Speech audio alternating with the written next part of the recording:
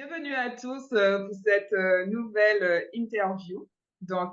C'est un plaisir pour moi de mettre en lumière des entrepreneurs qui sont ambitieux, qui sont hypersensibles, aussi bien dans le domaine du bien-être, dans le domaine de l'immobilier, du financier, puisqu'en fait, ce sont des sujets qui me tiennent à cœur et c'est aussi mes principales thématiques sur mes différentes chaînes.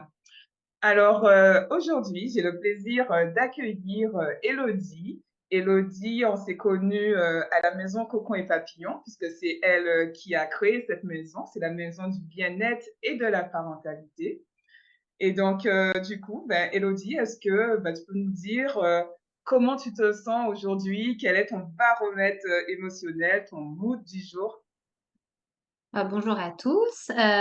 Donc aujourd'hui, dans la vie d'un entrepreneur, il y a des moments où on fait off pour mieux repartir. Donc aujourd'hui, c'était la journée bien-être pour moi et donc je suis au top du top. Bon, je suis quand même allée, manger avec les copains et les copines ce midi dans le réseau, voilà mais j'ai profité, du moment off pour discuter, échanger avec les collègues donc trop bien, trop belle journée. Ok, donc une très très belle journée aujourd'hui. Un temps pour soi, c'est super important en plus dans les métiers que nous faisons, les métiers du bien-être. Donc c'est cool, C'est c'est ça. cool. Alors du coup, est-ce que tu peux nous parler un peu de ton parcours entrepreneurial? Qu'est-ce qui t'a poussé à faire ce que tu fais aujourd'hui? Alors, donc je suis chiropracteur pour le dos et les articulations depuis, 7 ans là déjà, ça va faire 7 ans que j'ai été diplômée, Ah oui. et j'ai ouvert mon propre cabinet et Melinda ça va te parler et du coup, je voulais investir dans l'immobilier, et Ah, je savais que, au bout de 3 ans de bilan, on pouvait acheter un bien immobilier. J'avais que ça en tête comme objectif et je ne lâchais pas. Et donc, j'ai voulu acheter un bien immobilier et réaliser mon rêve de petite fille d'acheter une meulière. Donc, il waouh. y a maintenant 5 ans, puisque c'était il y a 5 ans, le 1er décembre, donc là, on enregistre, la veille du 1er décembre. J'ai visité cette maison et je suis tombée sous le charme et j'ai dit: «Bah, c'est celle-là qui va faire un centre de soins, un paramédical», en tout cas. Au Ouais. départ, j'étais partie sur le paramédical pour investir pour mon cabinet et en fait, j'ai eu des difficultés, dans mon parcours pour obtenir cette maison parce que j'ai demandé un gros budget pour rénover cette maison parce qu'elle avait le mérite d'être resplendissante, mais d'avoir un coup de frais, on va dire ça comme ça, parce qu'elle était dans Ouais. un état, voilà, un peu détérioré et donc j'ai demandé un gros budget de travaux de 250 000 €. Ah oui. Donc le budget était, de 650 000 € au total et du coup, les D'accord. banques au début disaient non et en gardant cet objectif en tête et avec persévérance et un gros travail de développement personnel, j'ai réussi à obtenir le crédit au bout de 9 mois, hein, comme une grossesse, D'accord. Du coup, tu une as été voir gestation. plusieurs banques, j'imagine, t'as pas lâché l'affaire. Bah, oui, oui, j'ai vu plusieurs banques, au début on me disait, non parce que, plus de 500 000 il faut aller voir le siège et puis, mon projet il y a 5 ans, il paraissait un petit peu foufou parce que les maisons du bien-être, ça n'existait pas, Ah, donc ils avaient pas de garantie que ça fonctionne, en fait et j'ai dit: «Mais si, si, si», j'avais des garanties, des signatures et autres de praticiens qui s'engageaient, mais ça ne suffisait pas parce que le montant était vraiment, exorbitant pour eux, surtout que j'avais que 29 ans. ah Donc oui. ouais, j'étais jeune entrepreneur. Le parcours de l'entrepreneuriat, il faut s'accrocher, il faut croire en ses rêves Ah, et ces complètement. difficultés, voilà, ces difficultés ont fait de moi aujourd'hui que, je ne lâche jamais rien, c'est mon tempérament donc voilà, il faut se donner les moyens en tout cas, hein, on peut y arriver. Ouais, la détermination, ça paye à force. Voilà et puis l'investissement immobilier, c'est important aussi, hein, enfin, tu en parles toujours dans tes accompagnements mais c'était aussi pour ma sécurité financière en tant que femme. J'ai toujours voulu, acheter un bien immobilier. Pour l'instant, c'est le 1er, j'ai pas pensé à la suite, mais je voulais au Ouais. moins ça en sécurité financière, en tout cas pour moi. En tout cas, c'est bien parti. C'est bien parti. Oui, là, ça fait 4 ans et bon, ça met du temps, hein. Il faut aussi rester réaliste. Moi, j'aime bien être, transparente. Il y a les hauts, il y a les bas et faut surtout garder le cap et il y a des bas, mais on se relève et on y va et il y a intérêt à là, au jour d'aujourd'hui, ça fonctionne bien. Il y a une super équipe et je suis vraiment heureuse d'avoir cette équipe, ce collectif et on est toutes, au top. Donc Ouais, c'est clair. il y a une bonne ambiance, donc c'est chouette. Donc ouais, non, mais excellent. Franchement, c'est tellement bien aussi la cohésion d'équipe et la bonne énergie, donc c'est cool. Et donc du coup, mais qu'est-ce qui t'a poussé à t'intéresser, à ce sujet, de créer pour le coup la maison bien-être? Parce que c'est vrai qu'au début, tu voulais en faire un cabinet, paramédical. Qu'est-ce qui t'a poussé? Donc du coup, bah, en tant que chiropracteur, on a 40 000 € d'études, financées et j'ai tout financé en babysitting, en fait. Donc je fais 40 000 heures de babysitting, on va dire ça comme ça. Ouais. Et j'ai pu, observer, j'ai pu être à la place des mamans, en tant que maman et je me suis dit: «Mais en fait, les familles, elles ont besoin d'être accompagnées, d'avoir un lieu ressource» parce que c'est pas que du bien-être, donc c'est vraiment accompagner les familles et dire: «Bah, bienvenue à la maison, voilà, on a des clés à vous donner, on a un lieu ressource, on peut vous écouter, on peut vous orienter» parce que je voyais ces familles démunies face à plein de problématiques, que ce soit des bébés, des enfants à l'école, que ce soit des seniors, les grands-parents, des difficultés dans leur famille et autres et Mmh. j'écoutais en fait un peu toutes leurs histoires et je me suis dit: «Mais en fait, il faut un lieu où elles peuvent voir que le voisin ou la voisine vit la même chose» Ah oui, complètement. et ce collectif, en fait, faire du collectif et Mmh. les réunir et puis le petit rêve aussi, c'était de faire une réunion Tupperware avec mes patients. Je me suis dit: «À un moment donné, il faut aussi dédramatiser le soin et dire que, bah, on est humain comme eux et on fait à manger, on a un peu les mêmes soucis que ces patients qu'on reçoit au quotidien» et créer ce lien, en fait, d'humain, en fait. C'est surtout l'humain qui m'attire. Donc D'accord, voilà. OK. Ah non, mais c'est excellent parce qu'au final, tu t'es, inspirée, de ton parcours, de babysitting, en même temps, il y a le côté aussi paramédical, tu voulais créer ton cabinet et puis il y avait aussi ce projet d'investir dans l'immobilier, donc tu as fait tout en un en fait, ça qui Exactement et puis j'allais rajouter aussi, c'est que ce qui ressort aussi de la maison, c'est que je voulais vraiment dire: «Bienvenue à la maison» parce que quand on va chez le médecin, c'est OK, mais c'est quand même souvent des établissements assez froids et là, je voulais faire un endroit vraiment convivial, chaleureux et c'est vrai que c'est génial quand les patients disent: «Ah mais on se sent comme à la maison», mais ouais, on c'est a on ça, on a tout gagné quoi, c'est trop bien. complètement. Il manque plus que les chaussons et on est bon quoi. On a la Ah bah cheminée, oui, on a tout ça quoi. et on a le sapin de Noël aussi, donc On a le sapin de Noël, la cheminée, tout quoi, donc c'est trop bien. ouais. Non, mais c'est trop bien et du coup, est-ce que tu peux nous dire un peu, quelles étaient les croyances, qui te limitaient avant de te lancer dans ce projet? Hem Je pense que, j'étais prête à tout affronter et je me disais que c'était possible parce que 650 000 €, ça me faisait pas peur. J'étais là: «Oui, bah, c'est comme si c'était un jeu vidéo et il faut 650 000 points et je les aurai» parce que Ah oui, je très sais bien. que j'ai cette énergie. Ce qui s'est passé dans le parcours, c'est plutôt, des personnes qui m'ont déstabilisée en me disant: «Tu y arriveras pas» parce que moi je dis: «Mais pourquoi j'y arriverais pas en fait?» enfin Oh, et c'est là où j'ai pu avoir des croyances limitantes en disant: «Bah, il a peut-être raison en fait» et puis, le banquier qui me disait: «Mais vous êtes une femme, vous êtes jeune» et puis voilà, enfin, mmh, donc c'est eux qui m'ont mis leurs croyances aussi à eux et qui m'ont fait douter de moi en fait et l'achat de l'immobilier, ça a été, mais c'est après la gestion où, les croyances limitantes, est-ce que je suis capable de manager une équipe? Est-ce que je suis capable de prendre cette place, en fait, de leader? Ça, c'est vrai que, bah, c'est pas inné, en fait, chez moi. Enfin, je pensais pas que je pouvais, en tout cas, être meneur d'un projet et meneur d'une équipe et mmh, ça s'apprend encore tous les jours, mais les croyances, voilà, on essaie de les travailler tous les jours en disant: «Bah, je suis capable comme tout le monde» et j'apprends tous les jours surtout. bien sûr Et et je du me fais accompagner aussi, hein, je rajoute, j'en profite, hein. Je me fais aussi accompagner, donc j'ai eu l'occasion avec Mélinda, mais avec d'autres professionnels pour justement avoir ces petits coups de mou dans l'entrepreneuriat ah oui, oui. et Ouais, parce débloquer un peu tout ça.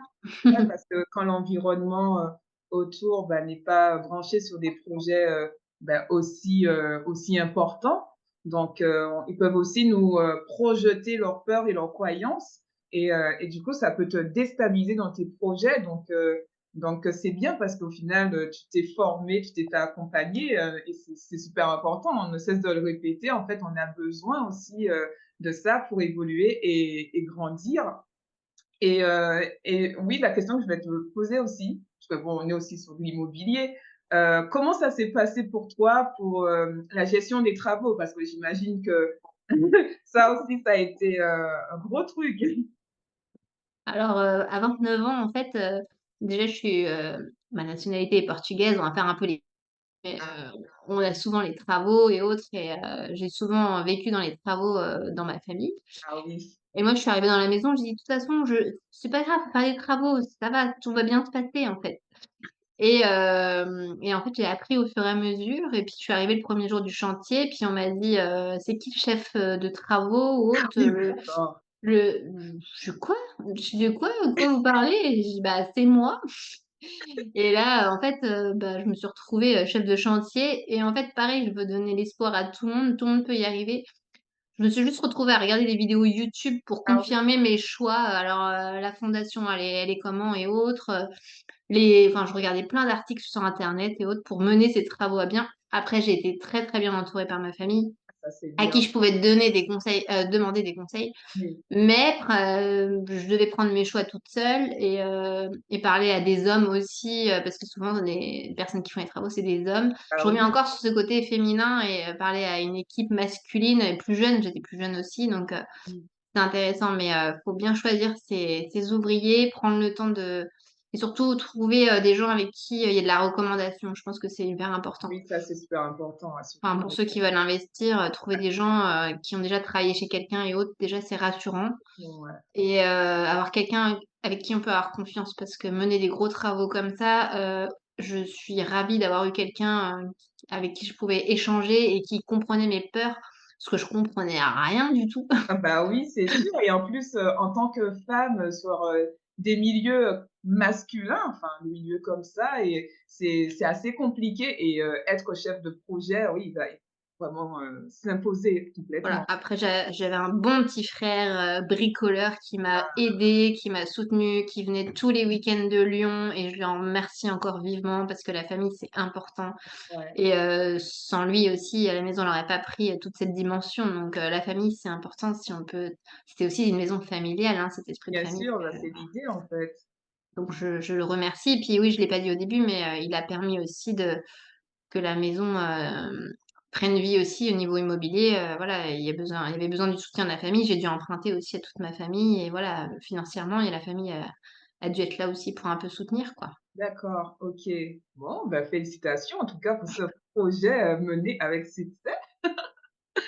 Et du coup, concernant justement, bah, ces croyances que tu avais, enfin les croyances limitantes, hein, les blocages, que tu as surmontés tout au long de ce projet, pour le coup, quelles a été, les actions que tu as menées justement pour pouvoir les surmonter? En plus, des accompagnements? Les actions, vis-à-vis de quoi du coup? Bah, après c'était vraiment surtout psychologique qu'il fallait tenir le coup en fait Ouais, et c'était ça, physiquement il y a pas eu enfin les obstacles c'était des soucis de travaux et autres et ça fallait, c'était, étape par étape quoi. Ça se construit pas tout seul et problème de carrelage, problème de plomberie, problème d'électricité, enfin et on met le bouton où et on fait quoi? Tout ce qui est la gestion administrative, tout ça, voilà. En fait, c'est juste: «Oh là là, comment on va faire?» On tombe, OK, on prend le temps, on réfléchit et voilà et surtout vraiment c'est l'entourage, bien s'entourer et je le dis, famille, proches, professionnels et c'est ça qui est important, en tout cas, pour, calmer un peu, toutes ces tempêtes, parce qu'il y en a, hein. Ah bah, oui, c'est ça les joies de l'entrepreneuriat aussi. En même temps, c'est Exactement, comme ça qu'on apprend et qu'on grandit. exactement. OK, donc en fait, l'environnement, bien s'entourer, le soutien psychologique, donc se faire accompagner, les formations, donc ça a été des points justement qui t'ont permis d'avancer dans ton projet Tout à et fait. donc maintenant, quels sont tes prochains défis? Et bah, je sais pas. En fait, je pense qu'il faut déjà stabiliser, vraiment, bon, c'est stable au niveau de la maison, mais après, bah, là, plutôt les défis, là, c'est plutôt professionnel en tant que chiro, j'ai envie de développer en tout cas, tous mes projets en chiropraxie et je suis formatrice aussi en brain gym. C'est des mouvements qui accompagnent les troubles de l'apprentissage. Là, c'est vraiment aboutir mon rêve d'aller dans les écoles, faire de la prévention et surtout, s'adresser au jeune public et puis, je pense que c'est vraiment transmettre. Mes projets, mes ambitions, c'est de transmettre ce Transmettre. parcours et si je peux aider n'importe qui pour, donner les clés et pouvoir mener un projet comme celui-ci ou un autre, bah, voilà, je crois que mon projet, c'est de transmettre. Transmettre. Toujours cette envie de faire encore d'autres maisons et autres, mais étape par étape parce que c'est important d'avoir un équilibre comme on disait Non, aussi. mais c'est clair, c'est clair. Et donc, tu pourrais même transmettre aux personnes qui veulent créer une maison bien-être aussi, tu vois? Mais pourquoi pas? Donc, en plus, au moment où tu as décidé de créer cette maison, bah, ça n'existait pas encore, ce type de structure. Donc là, pour le coup, je pense qu'il y a peut-être quelque chose à faire. Ouais, mais le titre, comme j'ai dit, je voulais juste acheter une meulière et en fait, c'est aussi le conseil, c'est de se laisser porter par la vie parce que finalement, c'est un beau cadeau de la vie et depuis, 4-5 ans, c'est que des surprises, en fait, parce que donc je le place aussi ici, mais je me retrouve dans un réseau d'entrepreneurs. Je suis devenue animatrice de club d'affaires l'an dernier. J'ai pas pu continuer parce que j'ai voulu privilégier la chiropraxie et le brain gym cette année. Mais en tout cas, bah, ça a amené tellement de belles surprises et de belles expériences, donc faut aussi se laisser porter, en fait et Complètement. parfois le projet, il va pas là où on voulait aller et il faut se laisser porter, en fait, hein. Bah, c'est ça aussi l'équilibre des énergies, hein, se laisser porter et être dans l'action. Il faut les 2, quoi. C'est ça. Et étant donné qu'on est aussi sur des thématiques, d'hypersensibilité et que tu en es une, heu, pour toi, qu'est-ce que l'hypersensibilité? Est-ce que tu peux nous donner ta vision, ta définition autour de ce mot? Alors, j'avais, entendu, il y a pas d'hypersensibilité, mais il y a des hyposensibles. J'aime bien cette phrase. Ah oui? Bah, c'est intéressant, pourquoi on serait hyper et pourquoi les autres seraient pas hypo? Mais en attendant, l'hypersensibilité, je l'entends quand même par ce côté de réception des émotions, de prendre les choses à cœur et j'ai beaucoup appris aussi grâce au projet de la maison sur cette hypersensibilité. Je n'avais pas entendu ce mot-là, c'est pendant le confinement que j'ai appris ce mot-là et j'ai fait: «Ah oui, bah oui, en fait, c'est moi». Je pense que j'accueille beaucoup les émotions et au jour d'aujourd'hui, si j'ai besoin de pleurer, si j'ai besoin de rigoler, bah, en fait, c'est une émotion et c'est OK, en fait, de la partager. Au début, on pensait que c'était vulnérable de pleurer, mais en fait, c'est aussi, et là, je parle aussi en tant que leader et autres, de montrer vraiment qui on est aux autres. Bah, c'est chouette en fait, cette sensibilité de dire: «Bah, aujourd'hui, bah, oui, je suis triste, oui, je suis fatiguée, oui, et donc mes émotions sont beaucoup présentes» et c'est important de dire: «Bah, oui, je suis comme je suis, je peux pas me changer». Parce qu'il y a toujours des injonctions de: «Oui, quand on est chef d'entreprise, faut pas faire ci, faut pas faire ça». Ah oui, non, bah, on est des êtres humains avant tout. Oui, voilà, mais on pleure pas devant son équipe, quoi. OK, on pleure OK, mais à un moment donné, bah, on est humain, on vient d'apprendre des mauvaises nouvelles et autres, on est déçu, on est en colère et autres, bah, en fait, moi, je suis vraie et c'est ça l'hypersensibilité, c'est aussi, d'être vrai, d'être spontané et c'est important d'être qui on est et plus on va accepter, bah, ces émotions, ces réactions peut-être émotives ou pas. Ouais. Après c'est pas parce qu'on est émotif qu'on est faible, en fait. C'est surtout ça, parce qu'il y a ce côté aussi étiquette hypersensible égale faible. Oui, il y a aussi ce côté étiquette, faut faire attention. Bah, non, c'est OK pour moi, en fait. Si je suis dans la joie, je suis dans la joie et je suis trop contente. Là, je suis trop contente, OK, c'est chouette.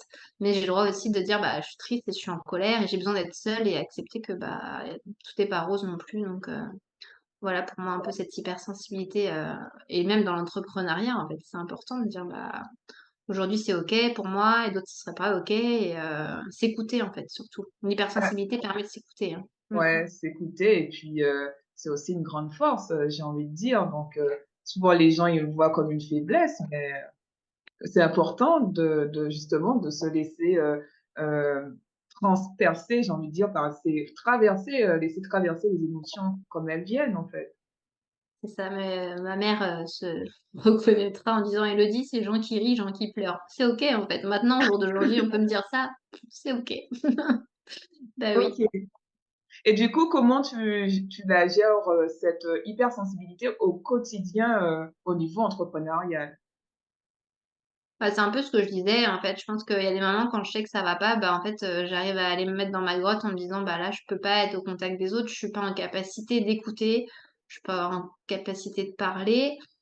Et en fait, on se connaît un peu mieux, en fait et je me dis: «Bon, bah, voilà, aujourd'hui, c'est pas possible, en fait.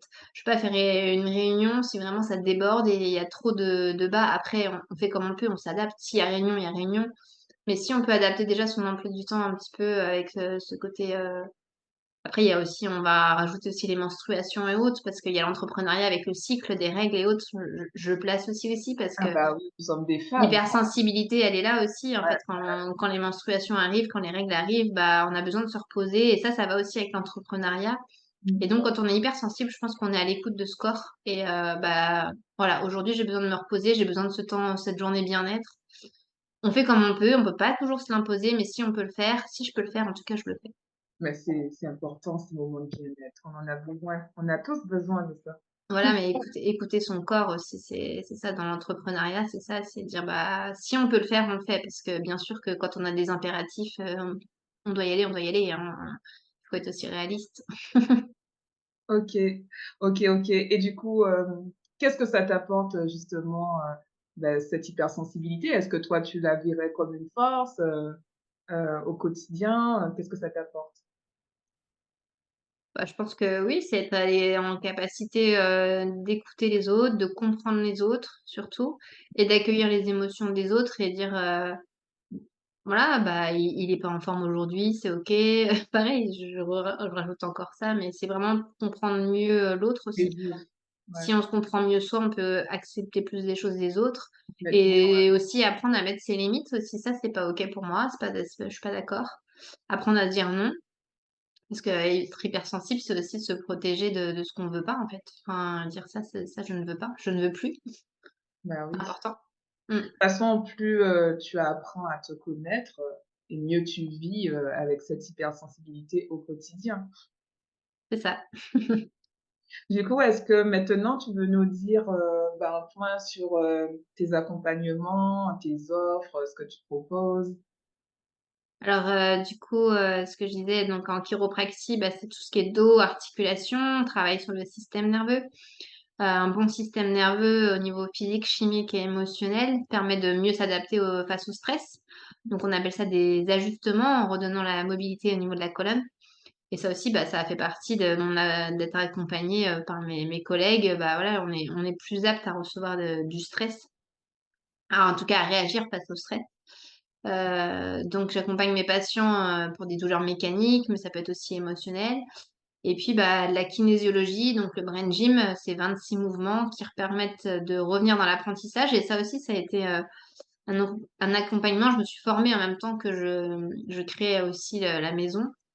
Un petit peu partout en même temps, mais en même temps, on mettait des objectifs et grâce au mouvement, on pouvait atteindre l'objectif. Donc, c'est pas forcément que pour les troubles d'apprentissage à l'école. C'est D'accord, aussi pour le business, c'est pour les adultes, pour la communication, pour l'organisation. Ces 26 mouvements permettent de revenir dans l'apprentissage et l'apprentissage, bah, c'est au quotidien, en fait. Donc c'est pour ça que ça me permettait aussi d'aller vers mes objectifs, grâce, au mouvement, en fait. d'accord, OK. Les objectifs grâce au mouvement. Bon, bah, c'est excellent tout ça, donc le brain gym, la chiropraxie, la maison qui continue, de se développer, donc tu n'as pas le temps de t'ennuyer. Non, ça va. Entrepreneur, multicasquette. Exactement.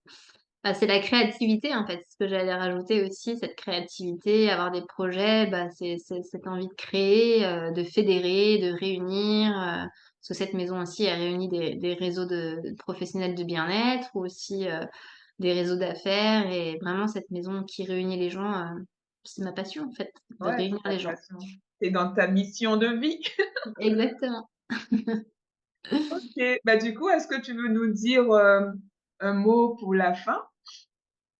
Bah, tout d'abord, merci d'avoir pensé à moi, c'est très touchant et puis c'est important aussi de faire le point sur son parcours, parce que tout entrepreneur a la tête dans le guidon et voit pas forcément tout ce qu'il a accompli et Ouais. ces interviews ou ces moments qu'on peut s'offrir à faire pour faire le point, sur soi, sur son chemin, permet aussi de reprendre, confiance en soi, avoir de nouvelles idées, pourquoi Et pas. puis c'est important aussi de se féliciter, j'ai envie de dire, parce que regarde tout ce chemin que tu as parcouru, c'est important de célébrer. C'est vrai que, voilà, les 2 premières années, j'avais du mal et je comprenais pas ce que j'avais fait parce que quand on a la tête dans le guidon, tout le monde me disait: «Bravo, bravo». Je fais: «Mais pourquoi ils me disent bravo ces gens-là?» et je comprenais vraiment pas et ça fait que, 1 an ou 2 que vraiment je réalise, ah bah oui et puis en regardant les photos, me dire: «Mais il s'est passé tellement de choses déjà dans cette maison», les cours collectifs, des événements aussi toute l'année, Octobre rose, on est au 3e marché de Noël, voilà, des journées portes ouvertes, des événements vraiment toute l'année et une équipe de choc quoi, surtout, hein. Ah oui. Et puis j'ai envie de dire, tout à l'heure, tu disais que c'est important aussi de se former, de se faire accompagner parce que bon, il y a le côté psychologique aussi, en tout cas de leader, à continuer, à développer. Et c'est vrai que c'est important aussi, pour tous les projets que tu mènes. D'ailleurs, tu as eu l'occasion de te faire enfin, Élodie, elle a eu l'occasion de se faire accompagner, par moi sur le côté financier, donc c'est vrai que c'était un plaisir et du coup, c'est vrai que c'est aussi important pour continuer dans ces projets. Donc Exactement. voilà. Alors, donc le mot de la fin alors? Eh ben, merci. Merci, merci à toi. Merci, voilà, être dans la gratitude. Merci, gratitude pour tous ces moments, pour tout ce parcours, pour toute cette belle rencontre, notamment aussi avec toi et merci. Merci également à toi, bah, d'avoir répondu présente, pour cette interview et merci, bah, aussi, bah, de m'avoir fait confiance, en tout cas pour l'accompagnement c'est je suis contente aussi de travailler à la maison et toutes les personnes, bah, que j'ai rencontrées dans cette maison donc c'est une belle énergie. Merci à toi.